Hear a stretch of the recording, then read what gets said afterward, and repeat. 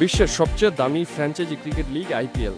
মাঠের লড়াইয়ে সর্বোচ্চটা দিতে প্রতি বছর খেলোয়াড়দের পেছনে কোটি কোটি টাকা খরচ করে দলগুলো। জনপ্রিয়তাও শীর্ষে এই টুর্নামেন্ট। জাতীয় দলের খেলা বাদ দিয়েও এই টুর্নামেন্টে খেলতে আসে বিদেশিরা।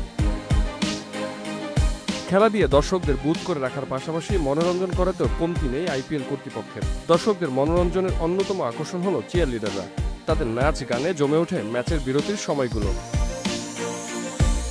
আইপিএল ম্যাচের বেশিরভাগ চিয়ার লিডারই বিদেশ থেকে আগত। বিশেষ করে যুক্তরাষ্ট্র, ইংল্যান্ড ও দক্ষিণ আফ্রিকার শিল্পীদের এজন্য অগ্রাধিকার দেওয়া হয়। এই চিয়ার লিডারদের বেছে নেয় বলিউডের কাস্টিং এজেন্সি।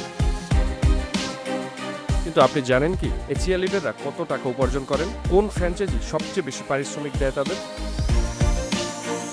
জানা গেছে প্রতিটি মৌসুমে চিয়ার লিডাররা গড়ে 5 লাখ টাকার মতো আয় করেন। তবে সবার উপার্জন সমান হয় না, কারো একটু বেশি তো কারো একটু কম।